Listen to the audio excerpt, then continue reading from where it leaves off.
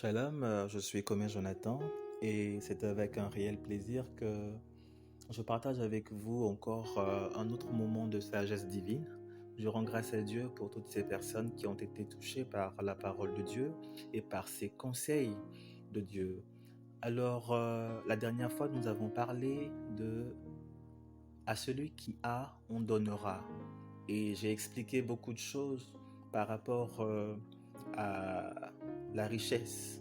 Et je vous ai fait comprendre que la plupart d'entre vous êtes riches. La plupart d'entre vous n'ont à envier personne parce que votre robinet est ouvert, parce que votre robinet demeure ouvert. Pourquoi? Parce que quand on prend l'exemple de l'argent, euh, vous avez des revenus réguliers, peu importe la somme. Peu importe la somme, vous avez des revenus réguliers, alors ça va, vous êtes riche. C'est ce que nous avons dit et j'aimerais appuyer ce fait-là en disant que justement c'est parce que vous négligez ou vous ne considérez pas votre position, parce que vous n'avez pas une vision positive de votre position, que vous n'arrivez pas vraiment à faire de grandes choses. Vous savez, vous ne pouvez pas souhaiter avoir plus parce que vous méprisez ce que vous avez. Ça n'est pas possible. Vous ne pouvez pas dire je veux gagner plus parce que ce que j'ai n'est rien. Non. Ce n'est pas parce que ce qu'on a n'est rien qu'on veut gagner plus. Même les plus riches du monde continuent encore à gagner plus d'argent. Même les plus riches du monde continuent à gagner plus d'argent. Et ce n'est pas parce qu'ils ne sont pas riches qu'ils cherchent à en gagner plus.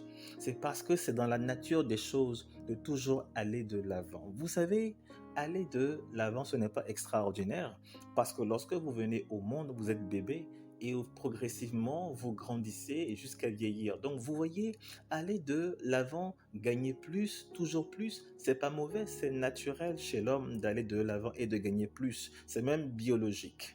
Mais ce n'est pas parce que l'état où vous êtes n'est rien est trop minable que vous voulez aller de l'avant. Ça, ce n'est pas la bonne raison. Si vous considérez que ce que vous avez n'est pas beaucoup et c'est pour ça que vous voulez en gagner plus, non madame, non monsieur, vous êtes dans l'erreur. Ce que vous avez, c'est quelque chose, c'est beaucoup. Parce que ce que vous avez, sachez-le, il y a des gens qui n'en ont pas. Ce que vous avez là, il y a des gens qui n'ont pas ça. Est-ce que vous le savez? Est-ce que vous le savez? Et ils ne sont pas morts. D'accord? Ce que vous avez, je répète, il y a des gens qui ne l'ont pas et ils ne sont pas morts. Ça veut dire que ce que vous avez, c'est beaucoup et c'est même encore plus. Vous devez apprécier cela. Vous devriez le faire. Beaucoup de gens, quand on leur demande de dire merci à Dieu, vous savez, ils disent merci à Dieu par rapport à la vie, à la paix et tout ça. Mais vous savez, si vous avez une activité, même si elle vous rapporte quelque chose qui ne vous semble pas beaucoup, vous devez dire merci à Dieu pour ça aussi. Vous ne devriez pas dire oh, je ne gagne pas grand-chose, je ne gagne pas grand-chose, donc voilà, je ne considère pas. Vous devriez dire tous les jours merci à Dieu pour cette activité que vous faites et que vous savez, si vous ne considérez pas ce que vous faites, vous êtes dans l'erreur. Vous êtes dans l'erreur parce que vous ne pouvez pas aller plus loin avec Dieu dans ces conditions. Vous devez apprécier votre position. Vous devez apprécier ce que vous avez. Parce que c'est à partir de ce que vous avez que vous pouvez construire quelque chose demain. C'est à partir de ce que vous possédez en ce moment que vous pouvez aller plus loin avec Dieu, que vous pouvez réaliser de plus grandes choses avec Dieu. Donc je vous invite maintenant à aimer et à considérer ce que vous avez. Vous savez, j'aimerais vous dire une dernière chose. Ne vous contentez pas de ce que vous avez, mais soyez content de ce que vous avez. Est-ce que je peux répéter? Ne vous contentez pas de ce que vous avez, mais soyez content de ce que vous avez. Parce que si vous n'êtes pas content de ce que vous avez, vous n'êtes pas heureux, vous n'êtes pas heureuse. Vous savez, sur la terre, on cherche le bonheur, mais le bonheur ne se trouve pas dans plus d'argent. Le bonheur ne se trouve pas dans plus de femmes, dans plus d'hommes, dans plus d'enfants. Non, le bonheur ne se trouve pas dans plus de célébrités. Le bonheur ne s'y trouve pas. Ce n'est pas dans plus qu'on est heureux. Non, parce que le bonheur, c'est la stabilité. Est-ce que vous le savez? Être heureux, c'est la stabilité et non le mouvement. Est-ce que je parle à quelqu'un? C'est la stabilité et non le mouvement. Donc, quand vous êtes en mouvement, vous êtes généralement stressé. Mais quand vous êtes stable, c'est à ce moment-là que vous êtes heureux. Vous me comprenez? Donc, votre bonheur n'est pas dans ce que vous aurez demain. Votre bonheur se trouve dans votre capacité à apprécier ce que vous avez maintenant. Oh, est-ce que je parle à quelqu'un? C'est une révélation, peut-être. Gloire à Dieu. En tout cas, c'est ce que le Seigneur m'a fait comprendre. Le bonheur n'est pas dans ce qu'on aura demain. Ça veut dire que si vous n'êtes pas heureux aujourd'hui, vous ne le serez pas demain. Non, permettez-moi de vous le dire. Si vous n'êtes pas heureux aujourd'hui, vous ne le serez pas demain. Ah, je suis vraiment désolé si cela vous choque, mais c'est la vérité. C'est à partir de maintenant que vous devriez construire votre bonheur. Ça veut dire commencer à apprécier ce que vous avez, commencer à apprécier ce que vous êtes, commencer à apprécier qui vous êtes. C'est comme ça que vous devenez heureux. C'est comme ça que vous devenez heureuse. Commencez à apprécier ce que vous êtes et qui vous êtes maintenant, parce que ce que vous aurez de plus demain ne va pas augmenter votre bonheur ni même le diminuer. Bien au contraire. Bien au contraire. Ce n'est pas dans la quantité des choses que vous multipliez que vous serez heureux ou je ne sais pas. Non. C'est pourquoi quand je vous dis que vous êtes riche, ça peut vous choquer. Parce que vous vous dites, je ne gagne que 10 000 francs par mois ou 10 000 francs par semaine. Comment je peux être riche? Et justement, parce que peut-être vous pensez que vous n'êtes pas riche, alors vous n'êtes pas très très content là. Hein. Vous n'êtes pas très très très très heureux. Mais je vous dis, maintenant, écoutez-moi. Si vous avez des revenus réguliers, vous êtes riche. Et que dès l'instant que vous prenez conscience que vous êtes riche, vous pouvez augmenter votre richesse. Mais tant que vous ne prenez pas conscience que vous êtes riche et que vous cherchez à être riche, qu'est-ce qui se passe? Vous êtes stressé, vous êtes très très stressé, vous êtes inquiet, vous êtes dans le doute, vous êtes dans les problèmes psychologiques pas possibles et vous commencez à fumer, vous commencez à boire comme je sais pas quoi parce que vous êtes stressé, vous cherchez quelque chose, vous dites si jamais j'ai pu avoir ça, je serais content, si jamais j'ai pu obtenir ça, je serais heureux, mais c'est faux. De toutes les manières, on ne le sait pas. On ne le sait pas. Je veux dire, par exemple, vous vous dites que si votre niveau de vie augmente, hein, si votre niveau de vie augmente, vous serez heureux. Bon, d'accord, moi je vous dis que même si votre niveau de vie augmente 3 fois, 4 fois plus, vous ne serez pas heureux. Je vous le dis et vous me répéterez, bah écoutez, qu'est-ce que tu en sais? Ouais, ouais. Est-ce que vous savez qu'il y a des gens qui aspirent à être à votre niveau de vie? Vous savez, la vie que vous menez, le niveau de vie, votre style de vie, là, votre rang de vie. Est-ce que vous savez qu'il y a des gens qui aimeraient bien avoir votre niveau de vie parce qu'ils se disent que ils seront heureux si jamais ils ont atteint votre niveau de vie. C'est ce qu'ils se disent. Maintenant, moi, j'aimerais que vous leur disiez que vous n'êtes pas heureux avec ce niveau de vie que vous avez là en ce moment et que eux ils envient là, hein. S'il vous plaît, dites-leur à eux là, hein. Dites-leur à ceux qui vous envient là, et qui aimeraient bien être à votre niveau parce qu'ils se disent que à ce niveau-là, ils seront heureux. J'aimerais bien que vous leur disiez que c'est faux, qu'ils se trompent et que le niveau de vie que vous avez là, il n'y a pas de bonheur dedans. Vous me comprenez? Donc, vous vous dites que quand votre niveau de vie va augmenter, ça veut dire qu'il y a un style de vie que vous guettez là, hein. Il y a un niveau que vous, voilà, que vous guettez. Et ce n'est pas mauvais, ce n'est pas mauvais. Et vous dites, bon, d'accord, quand je serai là-bas, je serai heureux. Mais c'est faux. Vous ne serez pas plus heureux que maintenant quand vous serez là-bas. Parce que, vous savez, le bonheur n'est pas dans la quantité de ce que vous avez. Le bonheur n'est pas d'accumuler des biens sur la terre. Le bonheur, c'est d'apprécier ce qu'on a. Soyez content de ce que vous avez. Ça vous...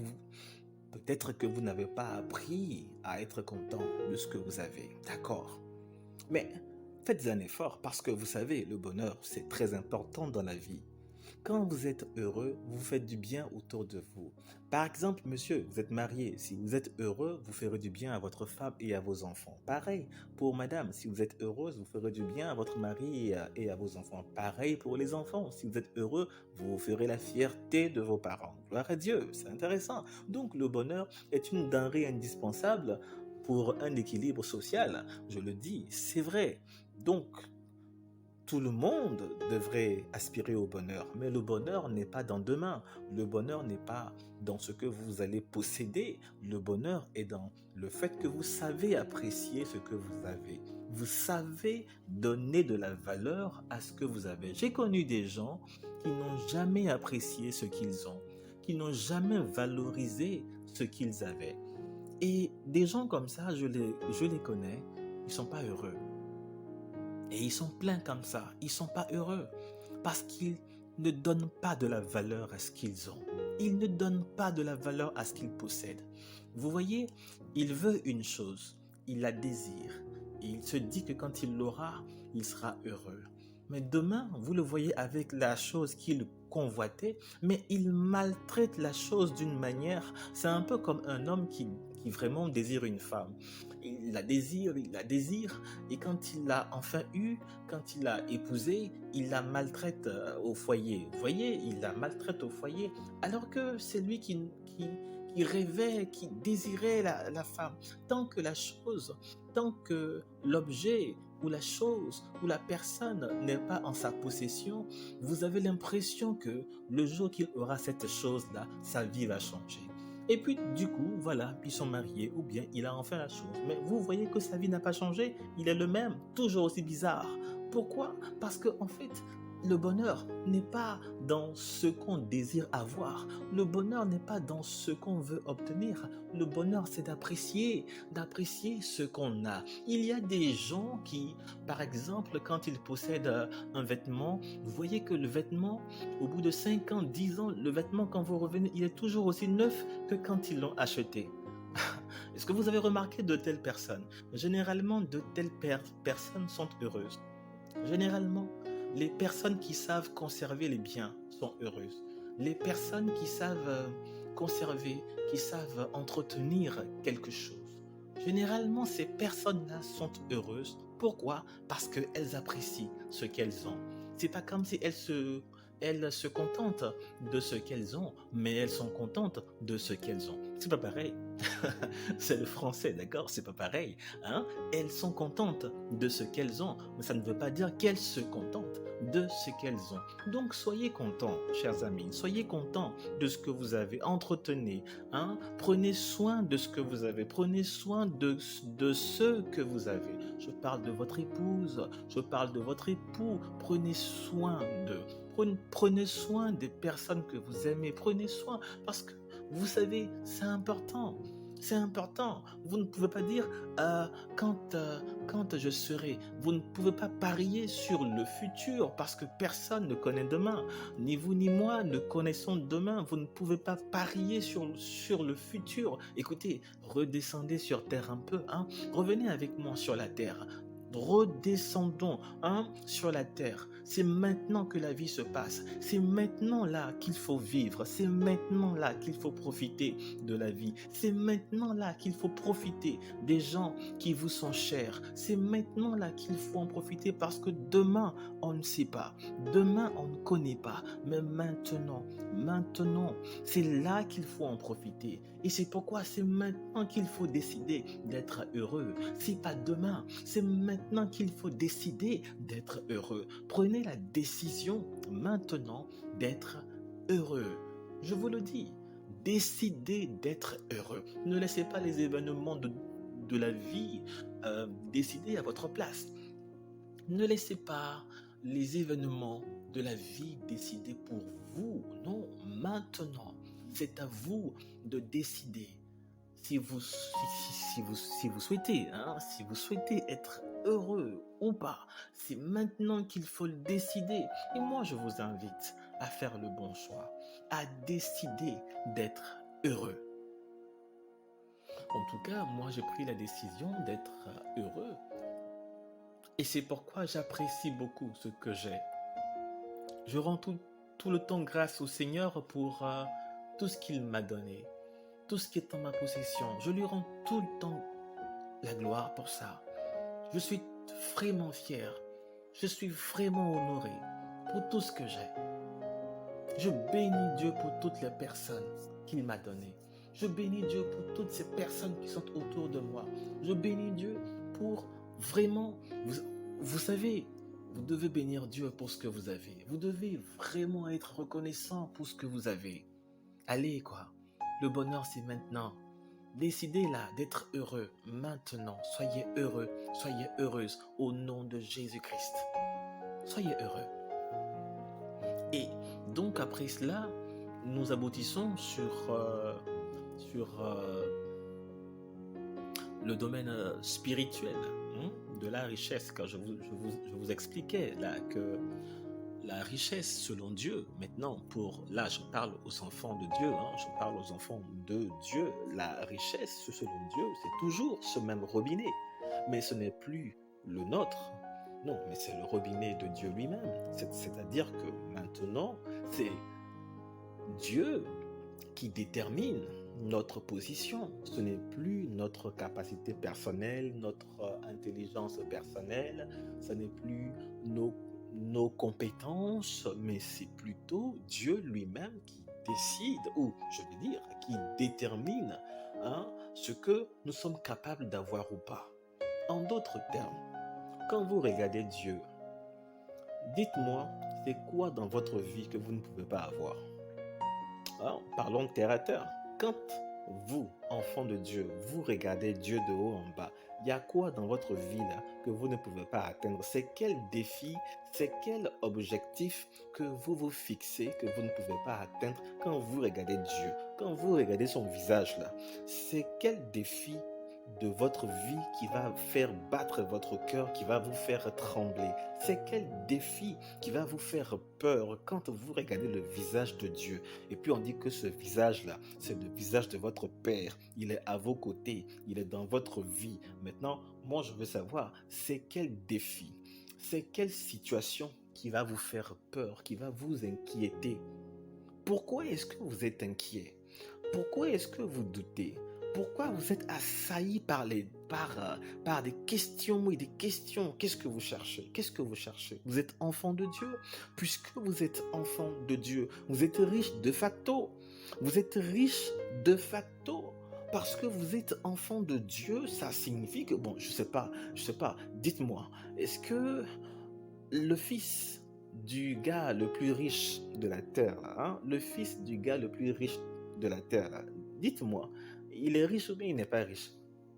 Moi, je sais pas, je ne connais plus, je ne sais pas quelles sont les plus grandes fortunes de ce monde, mais bon, je veux dire, ce qui est sûr, celui que vous connaissez comme étant le plus riche là, bon, dites-moi, ces enfants-là, ils sont riches ou bien ils sont pas riches?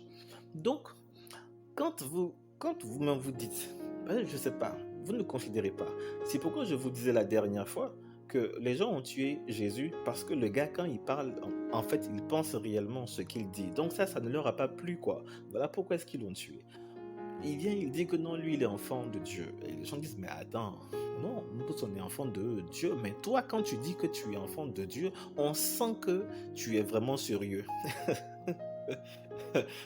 Nous tous, on dit qu'on est enfant de Dieu sur la terre ici.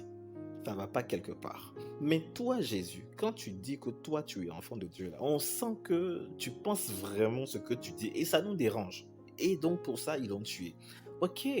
Bon, moi, j'aimerais vous dire, justement, est-ce que vous êtes dans le genre, je dis des choses, mais je ne pense pas réellement ce que je dis? Est-ce que c'est votre cas?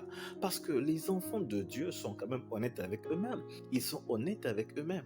Donc, quand vous regardez Dieu, le roi des rois, le tout-puissant, l'éternel invaincu, et celui qui nous a rachetés de la mort, oh, gloire à Dieu, quand vous le regardez, maintenant, moi, je ne sais pas, quelles sont vos ambitions, quels sont vos objectifs? Bon, dites-moi, est-ce que ce gars-là, Dieu là, est-ce que quand vous le regardez et que vous imaginez que vous êtes ses enfants, hein, sa fille ou son fils, quand vous regardez, dites-moi un peu, qu'est-ce que cela vous fait?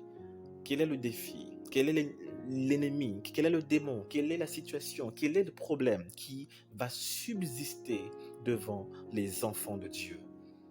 Qu'est-ce qui peut résister aux enfants de Dieu? Absolument rien. Et vous le savez, mais pourtant vous tremblez. Hein, vous le savez. Ce que je viens de vous dire là, vous le savez. Et pourtant vous tremblez. Dites-moi, qu'est-ce qui se passe? Hein, vous le savez que vous êtes riche. Vous savez que les situations ne peuvent pas vous résister. Et vous le savez. Et pourtant vous tremblez. Et vous tremblez. Et quand la chose ne marche pas, quand ça ne fonctionne pas, qu'est-ce que vous dites? Je savais que ça n'allait pas marcher. Quand la situation a le dessus sur vous, qu'est-ce que vous dites? Je savais que ça n'allait pas marcher. Bien sûr que vous le saviez, parce que depuis le début, vous n'y croyiez pas. Depuis le début, vous n'aviez pas mis votre confiance en Dieu. Vous aviez tout simplement le slogan en bouche, hein, pour dire oui, je crois en Dieu, je sais que Dieu va agir, des trucs comme ça. Mais dans le fond, vous ne comptiez pas sur Dieu. Dans le fond, vous comptiez sur d'autres choses. Voilà, mais vous ne comptiez pas réellement sur Dieu. Ça ne peut pas fonctionner. Ça ne peut pas fonctionner. Lorsque vous vivez là où Dieu vit, lorsque vous menez votre existence là où Dieu est, vous ne devriez pas vous demander et si ça ne marche pas. Vous ne devriez pas vous demander et si ça ne marche pas. Parce que c'est une question qui n'a pas sa place là où Dieu vit. Là où Dieu existe, il n'y a pas de et si ça ne marche pas. Vous savez, vous devez être franc, vous devez être clair dans votre démarche. Ne comptez jamais sur vos propres capacités. Parce que là où Dieu vit, vos compétences n'ont aucune importance. Là où Dieu vit, vos connaissances n'ont aucune importance. Là où Dieu vit, vos qualités n'ont aucune importance. Parce que vous ne pouvez pas rivaliser avec Dieu. Bon, je ne sais pas, votre intelligence là, bon, comment on peut comparer ça avec Dieu? Ce n'est même pas la peine qu'on en parle. Hein? Là où Dieu vit, tout ce qui fait tâche dans le monde matériel, là où Dieu vit, ça n'a aucune importance parce que ce sont les qualités et les bienfaits de Dieu qui priment sur tout ça, parce que Dieu est infiniment grand, infiniment bon, infiniment sage, infiniment puissant. C'est pas humilité, hein? Écoutez-moi, ce n'est pas par humilité qu'on vous demande de croire que ce n'est ni par la force, ni par l'intelligence, ni par... C'est parce que vous n'êtes pas plus intelligent que Dieu. C'est à cause de ça que le verset là a été écrit. Hein? C'est parce que vous n'êtes pas plus fort que Dieu qu'on dit ce n'est ni par la force, ni par l'intelligence. Est-ce que vous comprenez? Ce n'est pas une affaire de gens que on va être humble. Hein? On va être humble et dire, bon Seigneur, ce n'est ni par la force, ni par... Non, écoutez, vous n'êtes pas... Là, on ne peut pas... Vous savez vous-même, quand vous priez, vous dites nul n'est comparable à toi. Vous le dites, hein, nul n'est comparable à toi. Donc ça veut dire que vous savez qu'il n'y a pas comparaison. Donc c'est pas par humilité qu'on vous dit que ce n'est pas par la force, ni par la sagesse, ni quoi que ce soit, mais c'est par mon esprit. C'est pour dire que l'esprit de Dieu, oh, quand il est là, vos compétences, ça sert à rien. Maintenant, pourquoi est-ce que quand vous dites que Dieu est là, pourquoi est-ce que vous tenez tant à mettre en valeur vos compétences, votre intelligence, vos connaissances? Ça va servir à quoi? Votre esprit doit être habitué, entraîné à laisser Dieu agir à travers vous, à laisser Dieu opérer à travers vous, en toute situation, en toute circonstance. Vous devez apprendre à vous reposer entièrement sur Dieu parce que il a plus de ressources que vous et infiniment plus de ressources que vous. Vous devez entièrement vous appuyer sur lui parce qu'il a vraiment ce qu'il faut pour faire la différence. Il a vraiment tout ce qu'il faut pour faire la différence. Voilà pourquoi vous devez vous appuyer sur lui et non par humilité. Genre, vous êtes trop fort, mais bon, tu sais, comme c'est Dieu, on va être humble. Écoutez, non. Vous voulez Profitez pleinement de la présence de Dieu. Apprenez ceci. Laissez Dieu opérer dans votre vie. Appuyez-vous entièrement sur lui, sur ses capacités à lui.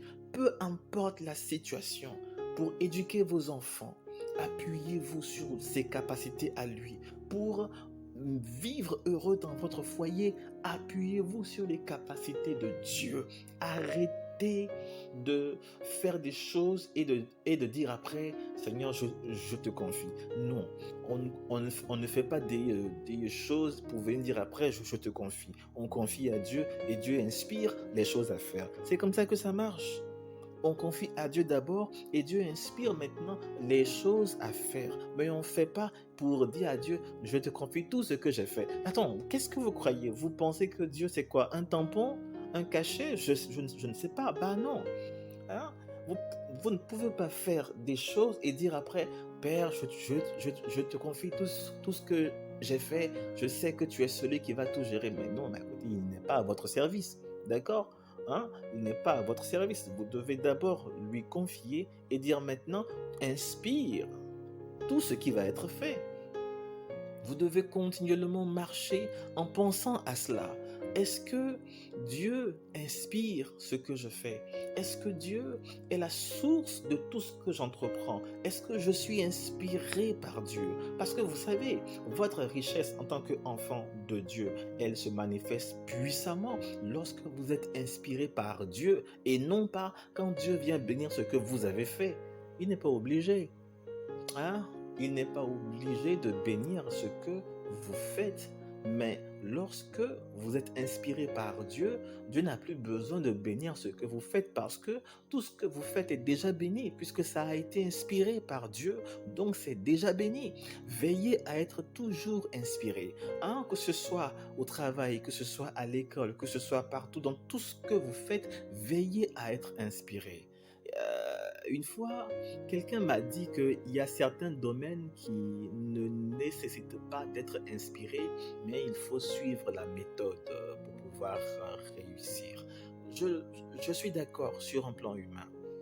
Toutefois, dans cette affaire de Dieu, là, il faut être toujours inspiré. Parce que quand tu veux que le résultat de tes actes soit impressionnant, il faut être inspiré. Même là où on te dit que là-bas, il n'y a pas d'inspiration. Là. Bon, je vous dis en même temps, soyez inspirés. En tant qu'enfant de Dieu, veillez à être toujours inspiré. Veillez à être toujours inspiré. Donc, avant toute chose, réclamez l'action de Dieu. Réclamez l'opération de Dieu à travers vous. Soyez inspiré. Quand vous êtes face à une situation, ne commencez pas tout de suite à réfléchir. Comment je vais faire? Comment je vais faire? Non. Invitez le Saint-Esprit. Soyez inspirés et faites. Soyez inspirés et agissez. Parce que c'est votre manière de commencer qui va déterminer votre manière de finir. C'est votre manière de commencer qui va déterminer votre manière de finir. C'était ça, mon thème d'aujourd'hui. Que Dieu vous bénisse.